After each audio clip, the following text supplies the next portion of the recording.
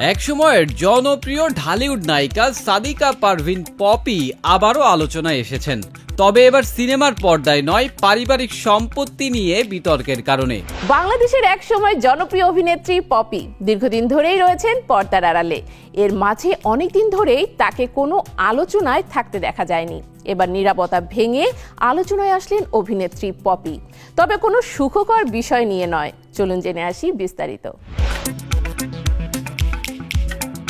একসময়ের জনপ্রিয় ঢালিউড নায়িকা সাদিকা পারভিন পপি আবারও আলোচনায় এসেছেন, তবে এবার সিনেমার পর্দায় নয়, পারিবারিক সম্পত্তি নিয়ে বিতর্কের কারণে। বহুদিন ধরে নিজেকে অন্তরালে রাখায় নায়িকার বিরুদ্ধে তারই বোন ফিরোজা পারভিন অভিযোগ তুলেছেন। পপি তার পৈতৃক জমি দখলের চেষ্টা করেছেন এবং পরিবারের সদস্যদের হুমকি দিচ্ছেন। বিষয়টি নিয়ে খুলনার সোনাডাঙ্গা মডেল থানায় একটি সাধারণ ডায়েরি করা হয়েছে। জিডি সূত্রে জানা যায়, পপি ও তার স্বামী আদনান উদ্দিন কামাল, কল্লোল মজুমদার ও শিপন সহ কয়েকজন মিলে পৈতৃক জমি দখলের উদ্দেশ্যে পরিবারের সদস্যদের ভয়ভীতি দেখিয়েছেন। ঘটনার সময় বাধা দিতে গেলে পপির মা মরিয়ম বেগম ও বোন ফিরোজা পারভিনকেও হুমকি দেওয়া হয়।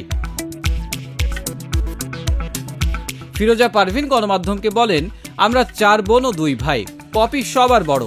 বাবার মৃত্যুর পর থেকে সে একাই সব জমি নিজের করে নিতে চাইছে। সে আমাদের ভয় দেখাচ্ছে, বিভিন্নভাবে হয়রানি করছে, এমনকি হত্যার হুমকিও দিয়েছে। এছাড়াও তিনি আরও জানান, পপি ও তার স্বামী এখন খুলনায় অবস্থান করছেন এবং সেখানে থেকেই তারা বিভিন্নভাবে পরিবারকে চাপে রাখছেন। পপির মা মরিয়ম বেগম গণমাধ্যমকে বলেন, আমার মেয়েটা আগে ভালোই ছিল, কিন্তু বিয়ের পর থেকে সে বদলে গেছে। স্বামীর প্ররোচনায় আমাদের নানাভাবে হুমকি দিচ্ছে, জমি দখলের চেষ্টা করছে। এই বয়সে এসে আমরা যাব কোথায়? পপির বিয়ে ও সন্তান জন্মের বিষয়টি নিয়ে অনেকদিন ধরেই নানা গুঞ্জন ছিল, তবে তিনি কখনো এ নিয়ে প্রকাশ্যে কোনো মন্তব্য করেননি। 2019-20 সালের দিকে গুঞ্জন ওঠে তিনি গোপনে বিয়ে করেছেন এবং সন্তান জন্ম দিয়েছেন, কিন্তু পপি এসব বিষয়ে বরাবরই নীরব থেকেছেন। এরপর থেকে তিনি ধীরে ধীরে শোবিজের সঙ্গে সমস্ত যোগাযোগ বিচ্ছিন্ন করেন।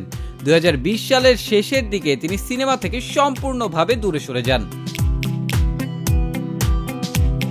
সাদিকা পারভিন পপি 1997 সালে সোহানুর রহমান সোহান পরিচালিত আমার ঘর আমার বেহেশত সিনেমার মাধ্যমে চলচ্চিত্রে অভিষেক করেন।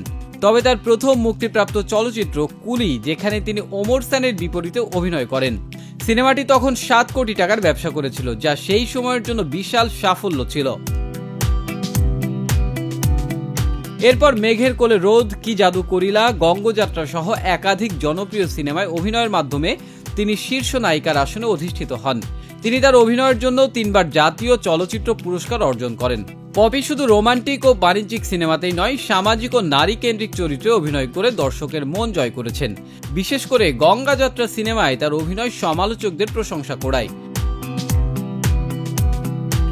পপি ধীরে ধীরে যখন অভিনয় থেকে দূরে সরে যাচ্ছিলেন, তখন অনেকেই ধরে নিয়েছিলেন হয়তো তিনি ব্যক্তিগত জীবনে স্থিতিশীল হতে চান।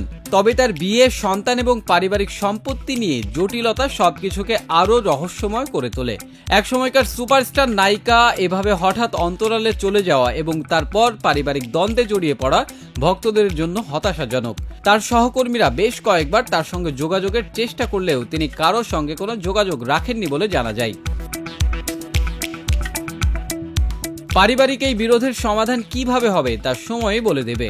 তবে পপির ভক্তরা আশা করছেন তিনি শিগগিরই এই সমস্যার সমাধান করে স্বাভাবিক জীবনে ফিরে আসবেন এবং হয়তো আবারও রূপালী পর্দায় তার অভিনয় প্রতিভা প্রদর্শন করবেন।